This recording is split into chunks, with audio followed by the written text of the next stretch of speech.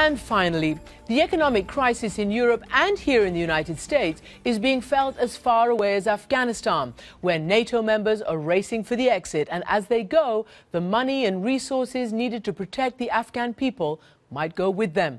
Imagine a world where women are tortured for saying no. Sarah Seidner has the story of the ones who NATO leaves behind. In a small room far from home, 18-year-old Mumtaz is trying to recover from the worst chapter in her life, the day her face was soaked in acid.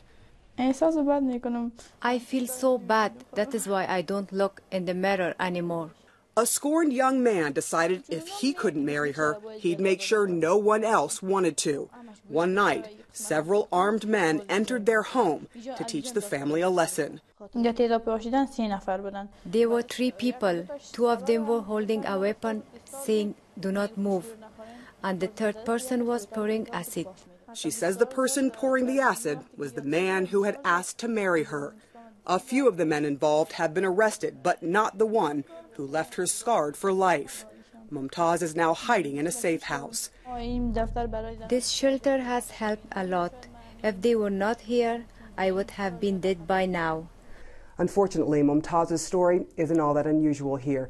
She lives among 16 girls and women now in this house, and almost every single one of them has scars from domestic abuse. Across the hall from Mumtaz, Sahar Gul sits alone in her room. Illegally married off at 13 years old, she says she was treated like an animal by her husband and his family. She says she was tortured because she was unable to conceive a child right away, among other things. And she refused to submit to their demands that she work as a prostitute to contribute to the household income. They used to beat me and choke me with wire. They poured boiling water on my face. They pulled out my fingernails. And even after 3 family members were jailed and have now been convicted, Gul is having great difficulties getting a divorce from her husband, a scenario that infuriates Fawzia Kofi, a member of the Afghan parliament. The judges believe that, if a woman asks for divorce, instead of being a victim, she is like a criminal. How can you break the family values and ask for divorce? So even the courts don't favor a woman who asks for divorce. Still, since the U.S.-led war began, Human Rights Watch says the status of women in Afghanistan has improved some. For example, 2 million more girls are in school.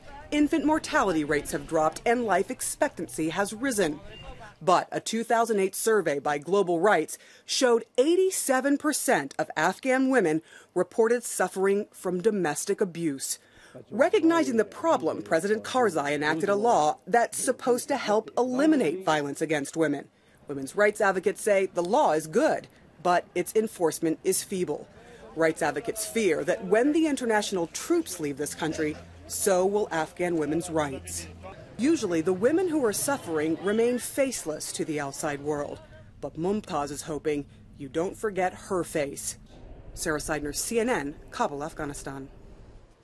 Indeed, we dare not forget. And that's it for tonight's program. Thank you. Goodbye from New York.